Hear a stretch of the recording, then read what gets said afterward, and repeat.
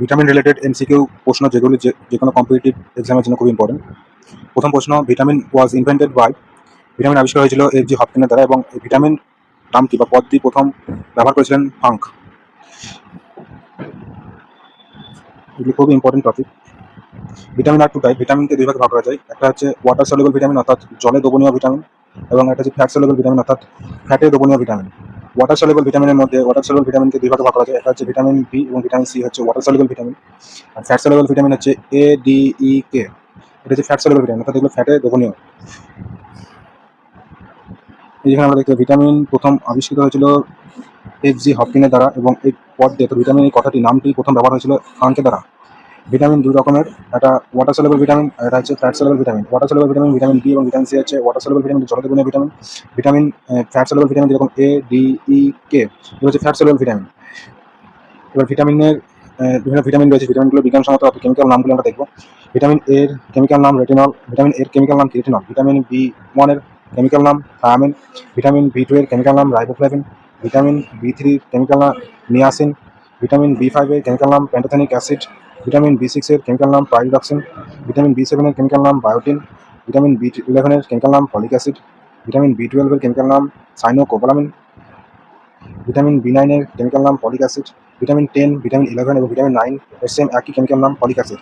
Vitamin C এর chemical নাম ascorbic acid, যেগুলো টক জাতীয় ফলে এবং টক জাতীয় দ্রব্যের মধ্যে পাওয়া যায়।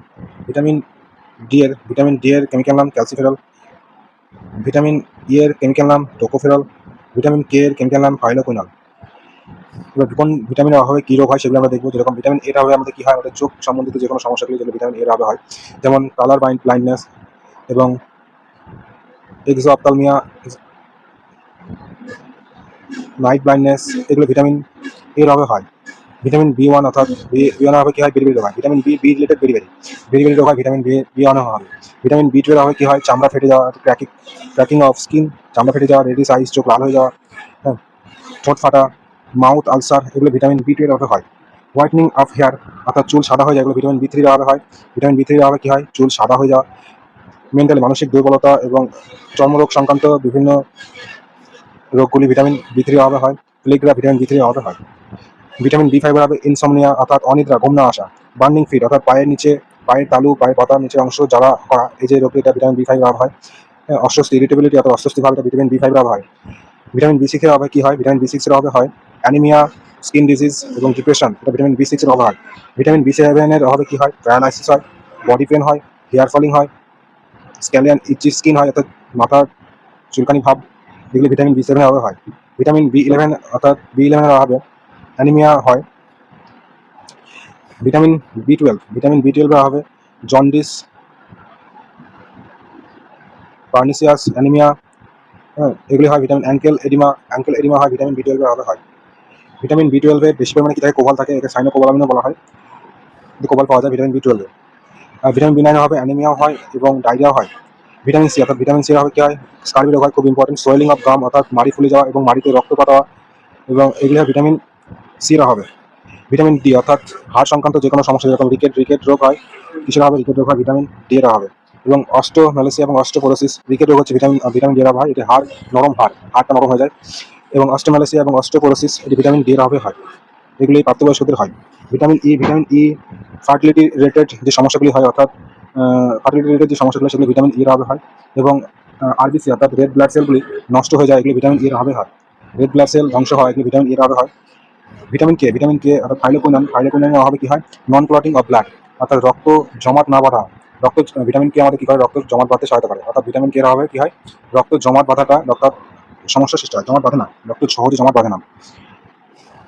এবার দেখি আমরা কোন কোন খাদ্যদ্রব্যের মধ্যে কোন কোন ভিটামিন থাকে। যেরকম ভিটামিন এ থাকে ক্যারোটের মধ্যে, প্রচুর পরিমাণে ভিটামিন এ থাকে। কড লিভার অয়েলে অর্থাৎ কড মাছের লিভার, এতে ভিটামিন এ থাকে। এবং পাতাযুক্ত বিভিন্ন সবুজ শাকসবজির মধ্যে ভিটামিন এ থাকে। এছাড়া দুধ, ডিম এবং চিজের মধ্যে ভিটামিন এ থাকে। ভিটামিন বি আমাদের কিসের মধ্যে থাকে, ভিটামিন বি বিভিন্ন ভেজিটেবলের মধ্যে থাকে, শাকসবজির মধ্যে থাকে, বাদামের মধ্যে থাকে, ডিমের মধ্যে থাকে, বিভিন্ন ডালের মধ্যে থাকে, এগুলো ভিটামিন বি থাকে এগুলির মধ্যে।